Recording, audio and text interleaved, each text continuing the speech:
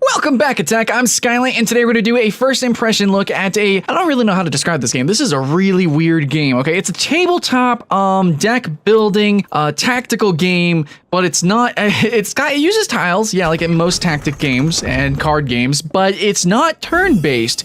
I don't know, it's a board game. It's a digital board game. There's a lot of games coming out that are kind of in this vein, you know, like RuneScape Chronicles, you have Duelist, Faria, Labyrinth. There's a lot of really unique tabletop games being turned into digital games, pretty much thanks to Hearthstone showing that card games can work, so why not other tabletop games? So yeah, Wartile is going to be one of those games, and this could only work in a digital medium. Yeah, I still love the appreciation that they have for the tabletop genre, as you can see from their art. In fact, that's what got me really turned on to this game. So Wartile, basically all the maps and everything kind of have, like, it looks like you're looking at a diorama. Like, it looks so beautiful, so gorgeous, and the camera controls work perfectly. You can zoom in and zoom out and just really appreciate the game. It's very vibrant and colorful, and all in all, graphically, the game is just, it's stunning. It's great. I mean, other than the UI and the menus, which are probably the last thing to get updated, but basically the demo that I played, which is very much an early access demo, like, oh my god, guys, this game is literally just a teaser of the game. But what I played was really good. I just want to mention, though, that if you do play this teaser, it's I don't think like anybody's playing the multiplayer, so I didn't get to show you any footage on that. Besides, all the art for the multiplayer is completely placeholder. But I did get to show you some of the campaigns. So there was 2 levels. There are 2 levels, not counting the tutorial, that you can go play. They're like short little campaigns. It really reminds me of something like if you go play D&D with your friends or something like that. It's a tabletop experience like that. But I just want to say, Wartile is really unique, okay? Because not only do you have deck building with your cards, because you do have cards that you can play, like at any point, it's kind of like spells and events and stuff, buffs or debuffs, you know, lightning strikes, stuff like that. But you also have your party assembly, and you can also, not only do you assemble your party with different kinds of units, but you can then further customize those individual units, which is pretty freaking awesome. Man, there's so much to go over about this game, but at the same time, it's early access, so let's not get too hyped. Let's kind of look at this critically now. The game, I think, is going to work fantastically as a multiplayer game because it's not turn-based. So there are some real-time events that you have to keep in mind. Now, to kind of give the game a pace, whenever you move a unit or they do an action, there is a slight cooldown on them, sort of like an active battle system, like in, I don't know, Final Fantasy. But there's no turns, okay? There's no global turn system. There's no global cooldown or anything like that.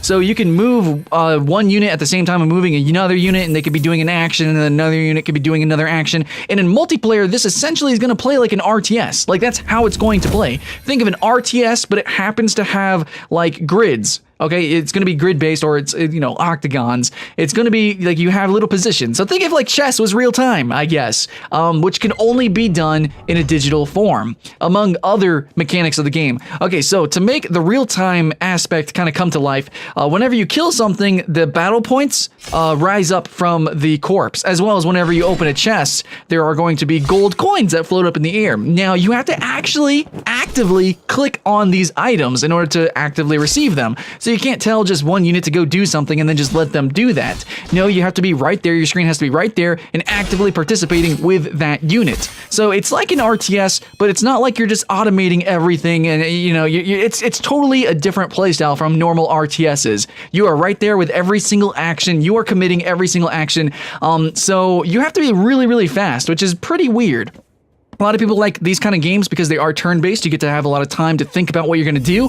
But in Wartile, not so much. So yeah, it's pretty cool that they have taken a board game, brought it to the digital front, and then gave it an RTS sort of mechanic.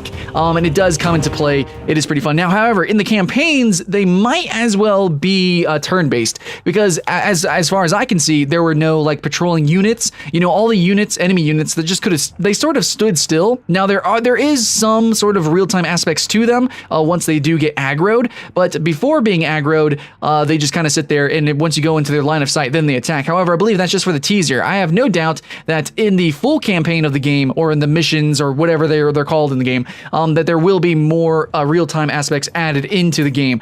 For instance, there is one event where I got ambushed, which is pretty cool. I wonder if they're going to have more dynamic ambushes, more dynamic events, whatnot.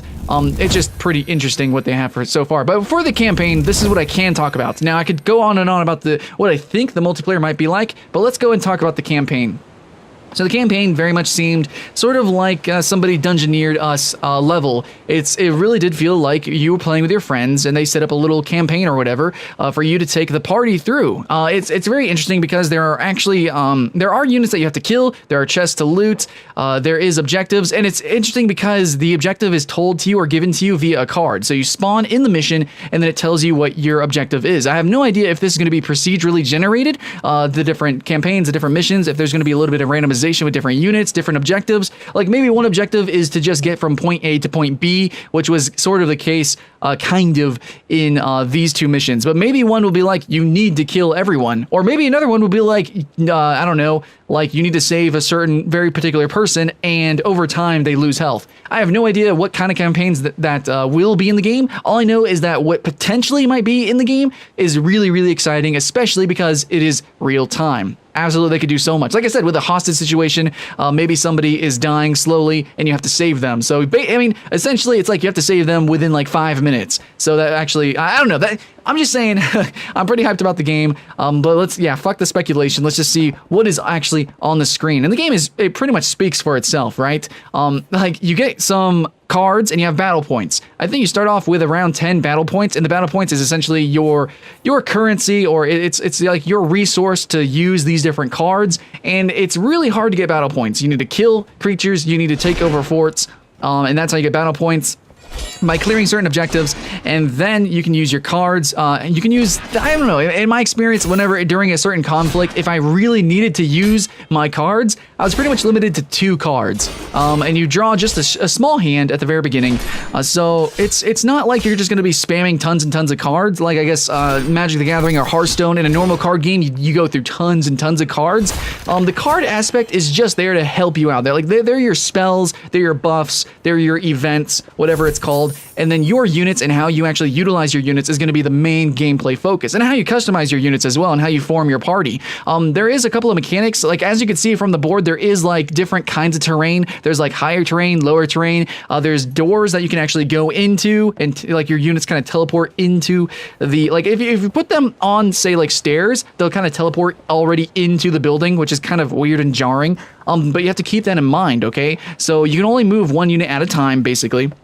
And there's cooldown between them. So you can potentially, if you move a unit first, and then it kind of like he's on a drawbridge or something and no other unit can get past, it could be awkward. It could be a deadly situation, or at least encumber you a little bit. So you need to move your units in particular orders to get them in the position that you want, because you might block off your own units. Maybe you want to block off their units, but positioning is super important, especially because flank attacks or attacks in the back actually hurt them. Now, there was no ranged unit that I saw in the demo here, but I did have somebody that had a pole arm that I fought against, and also my character had a spear, and those guys can attack from 2 tiles away. I imagine there's going to be some Francescas, thrown axes, maybe some archers, maybe some people with slings. I don't know. I bet they could attack from further. I did see enemies with those though, and they did like shoot down at me from the towers. However, I didn't get to use them, so I don't know exactly how they work. But it does seem like there's going to be a myriad of different kinds of units, and then with a further customization, and then all that good stuff. Basically, positioning is super important. I do like that the game has like lower terrain, it has higher terrain, it has different elevations, and that makes it really exciting. That was something that was kind of fun in Final Fantasy Tactics, and a couple of other tactics games, but modern day board games are generally very, very flat, so it doesn't really come into, play there, but in this game in Wartile, it absolutely did. I'm not even sure what else I can mention mechanically about the game. The gold that you're seeing is only used outside of the game to get more, like it's a currency used to actually purchase new upgrades and new armors and stuff, potentially new cards. I don't really know, it's not fully featured, but the gold doesn't help you during the particular campaign, so it's extra.